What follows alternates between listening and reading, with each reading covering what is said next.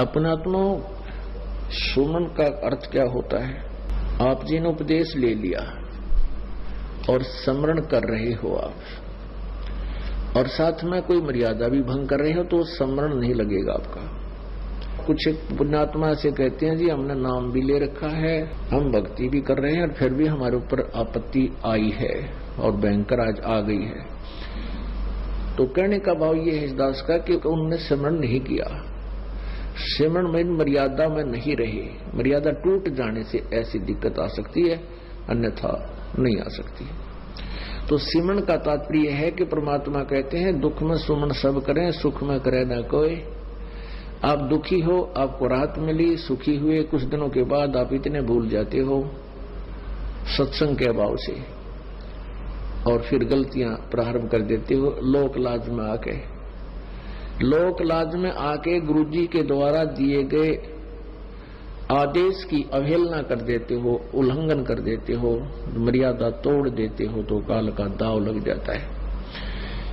कुछ एक ऐसे भक्त हैं जिनके पिछले पुण्य अच्छे होते हैं और वो पुण्यों के कारण, पिछले पुण्य तो हैं ही, उन पुण्यों के कारण वो सुखी है।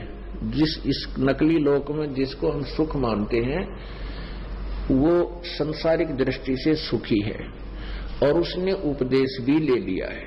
और एक ऐसा प्राणी है जिसके पूर्व जन्म के पुण्य गण्य नहीं है, उस पर आपत्ति आ गई है।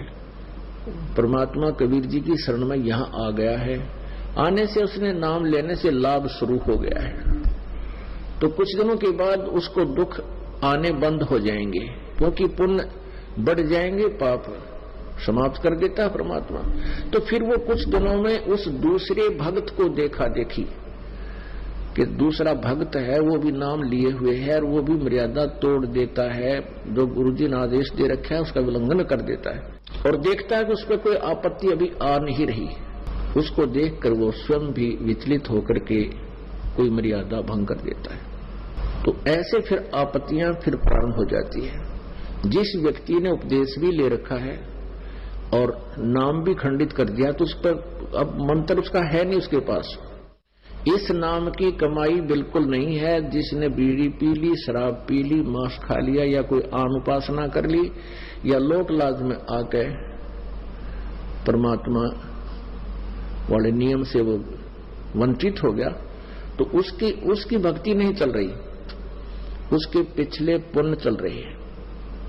और वो सत्संग में भी आ जाता है, नहीं भी आता है, बीड़ी भी पीता है, एक आदमी में गुट्टी भी ला लेता है और वो फिर भी कहता मैं संत रामपाल का शिष्य हूं।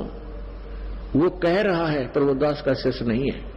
हाँ, उसके साथ क्या बनेगी? फिर एक ही दम इतनी आपत्ति आवेगी जब उसके पुण्य समाप्त हो जाएंगे, वो बक्कल उतरेगा और फिर वो व्यक्ति आकर के कहेगा कि मैंने तो नाम ले रखा था जी, हमारे घर पे भी ऐसी आपत्ति आ गई। तो वो ऐसा पापात्मा होगा कि आसपास के क्षेत्र के 10-5 कोई भक्त तारे हो नाम लेने के लिए श्रद्धालु, तो उनके लिए भी वो एक रोड़ा बन जाएगा। यूं कहेंगे देखो उनका नाम ले रखा था, आज उनका इतनी आपत्ति आ गई। तो उसके पास नाम नहीं था भगवान वाला, परमात्मा का प्रोटेक्शन नहीं था। जब लग हंसा हमरी आना और काल लगे नहीं तेरा बाण। जब तक हम परमात्मा की मर्यादा में रहेंगे, आन माने मर्यादा, तब तक काल का अटैक हमारे पर नहीं होगा। तो इस प्रकार हमने परमात्मा की भक्ति के साथ साथ मर्यादा की भी आवश्यकता पड़ती है। जैसे हमने खेत में बीज दिया, समार भी दिया, बीज भी डाल दिया, डोल बनाई नहीं, उसकी डोली नहीं बनाई, उसके चारों तरफ मेड़ नहीं बनाई, डोला नहीं बनाया, तो पानी डालेंगे वो भी इधर बिखर जाएगा, खाद डालेंगे वो भी इधर उधर बिखर जाएगा, तो फसल नहीं तैयार होगी। तो मर्यादा एक डोल बनेगी और ये अति आवश्यक है। इसमें परमात्मा की भक्ति को रोकने के लिए, इसको परिपक्व करने के लिए।